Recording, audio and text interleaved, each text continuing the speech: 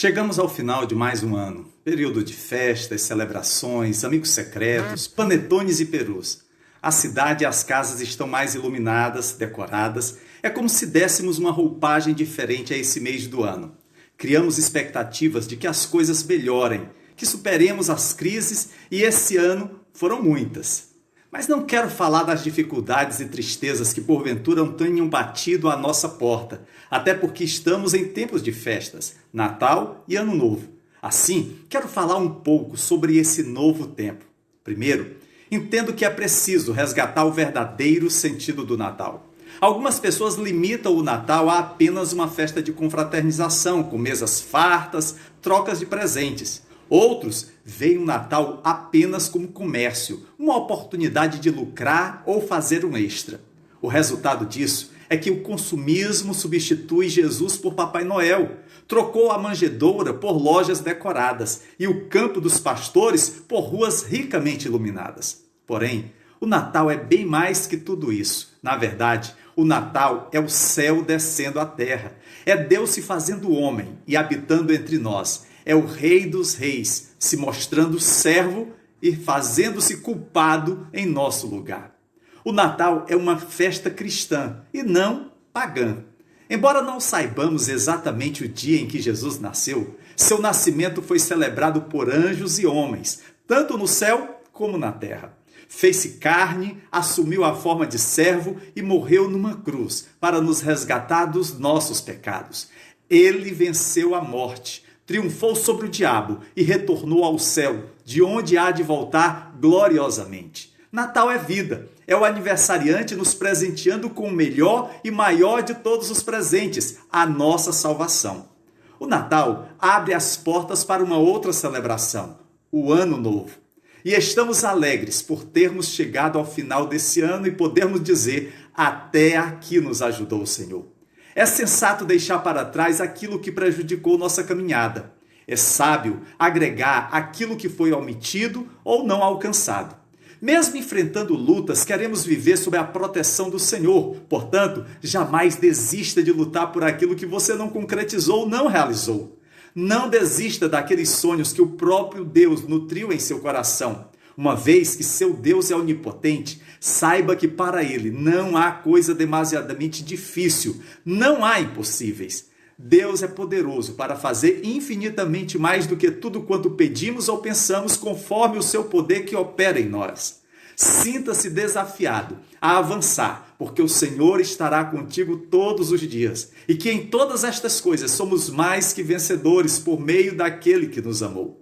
Nesses tempos de festas, é comum ouvirmos votos de bênçãos para a vida dos seus irmãos e amigos. Amor, paz, saúde, prosperidade, vida longa, alegrias, vitórias e muito mais. Alguns fazem do poema Desejos de Victor Hugo sua declaração de intenções. Desejo primeiro que você ame e que amando também seja amado, e que se não for, seja breve em esquecer, e que esquecendo não guarde mágoa. Desejo, pois, que não seja assim, mas se for, saiba ser sem desesperar. Quero, no entanto, recorrer à palavra de Deus, a carta de Paulo aos Colossenses, capítulo 1, versículos 9 a 12, para apresentar minha lista de bênçãos que te desejo para o novo ano. Cada um desses desejos tem a intensidade e o alcance que ultrapassa a oração de Paulo aos Colossenses, pois também é o desejo de Deus para a tua vida. Meu primeiro desejo para você é que sejas cheio do pleno conhecimento da vontade de Deus, com toda a sabedoria e entendimento espiritual. Ao desejar que Deus o encha com pleno conhecimento de sua vontade, sei que isto redundará em intimidade, em um relacionamento pessoal com Deus. Não se trata de um conhecimento teórico, de livros, é uma experiência pessoal com o Deus vivo, pois para Paulo, Jesus era a pessoa mais valiosa. Cristo foi a paixão de sua vida. E é isso que desejo para você. Este tipo de conhecimento da vontade de Deus vem por meio da compreensão que o Espírito Santo dá ao cristão ao aplicar a Bíblia à sua vida. Ser cheios do pleno conhecimento da vontade de Deus tem a ideia de ser totalmente preenchido. O cristão deve crescer continuamente em seu conhecimento de Deus. Não importa o quanto tenhamos aprendido, precisamos aprender mais. Este pleno conhecimento de Jesus Cristo foi a solução para os falsos ensinos que circulavam nos dias de Paulo e que, infelizmente, se proliferam em nossos dias. A revelação de Deus de si mesmo em Jesus Cristo está disponível a todos. Não se limita a um grupo seleto de indivíduos da elite intelectual ou religiosa. É para todos. O resultado de tal conhecimento mudará nossa vida diária. O conhecimento da vontade de Deus nos convida a viver de acordo com sua palavra. É sábio focar nossa atenção no estudo da palavra de Deus. Ela toca todas as áreas de nosso ser, agindo e transformando nossos pensamentos, emoções e atitudes. O Espírito Santo emprega nossas habilidades com que nos dotou e espera que as usemos. Ele não vai perfurar nossa cabeça e enchê-la com sua palavra. Ele espera que a leiamos, a estudemos e a memorizemos. Quando o fizermos, ele usará esse conhecimento para nos mudar de dentro para fora. Mas observe que ao desejar que você seja cheio do pleno conhecimento da vontade de Deus, oro para que isso aconteça com toda a sabedoria e entendimento espiritual.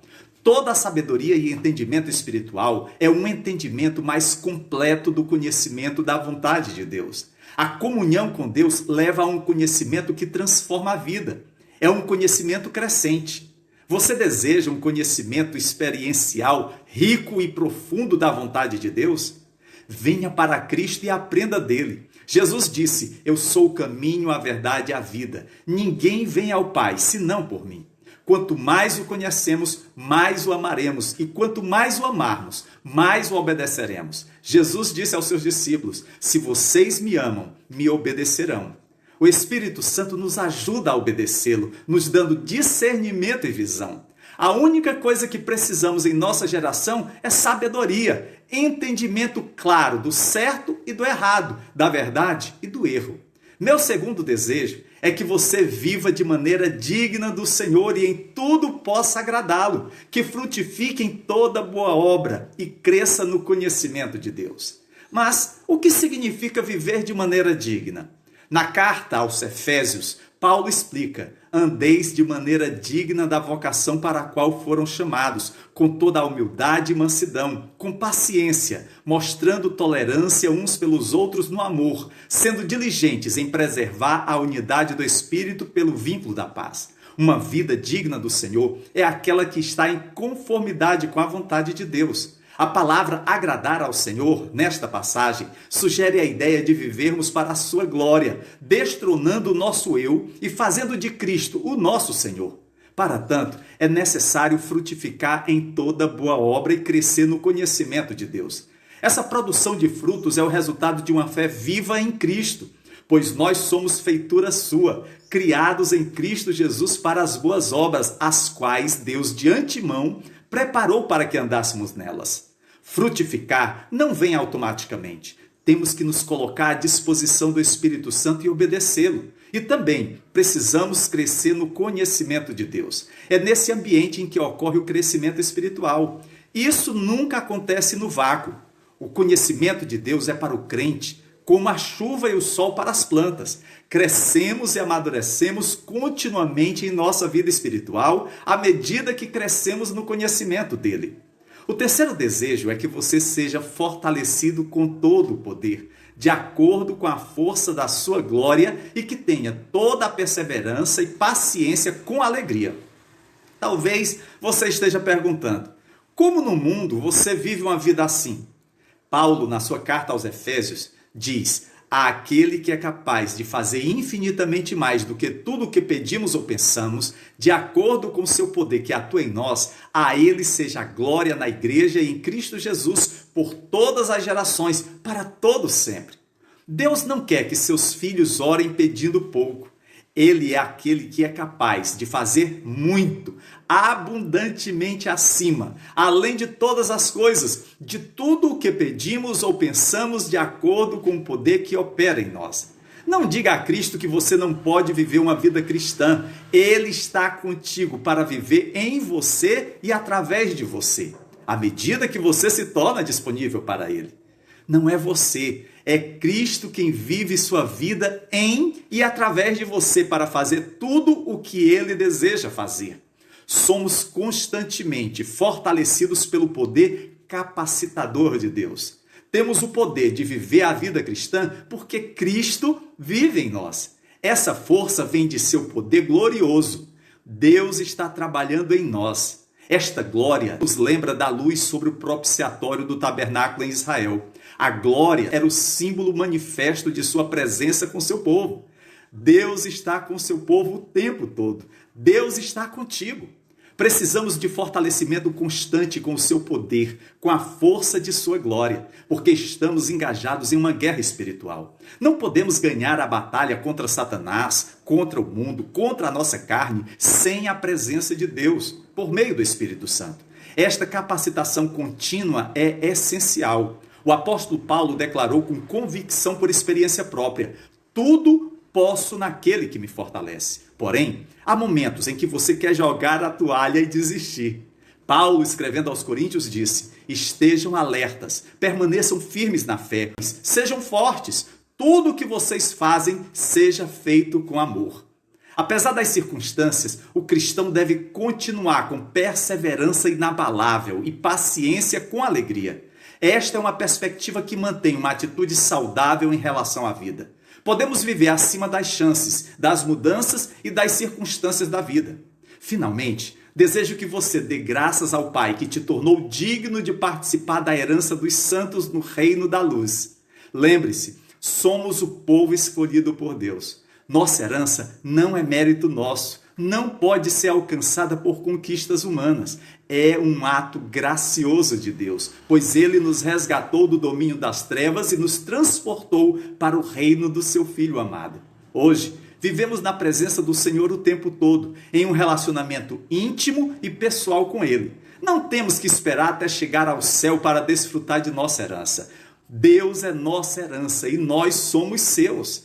Temos uma grande herança. A expressão tornou dignos de participar da herança tem a ideia de tornar suficiente, qualificado, capacitado, autorizado. Mas observe que na Bíblia, nenhum de nós é adequado para beneficiar-se da herança do povo de Deus. Isso por causa do nosso pecado. Somos pecadores, culpados. No entanto, aquilo que não podemos fazer, Deus faz em nosso lugar. Esta é a posição do cristão diante de Deus. Estamos em Cristo e esse é o fator de qualificação. Não é nosso caráter, não são as nossas virtudes ou boas obras, mas é Cristo que nos qualifica para a herança.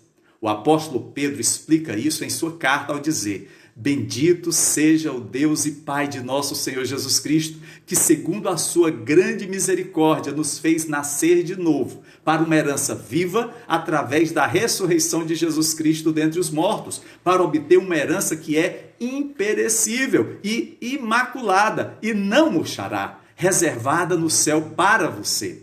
Você estava sem esperança e sem Deus no mundo, mas agora em Cristo Jesus, você que antes estava longe, foi trazido para perto pelo sangue de Cristo.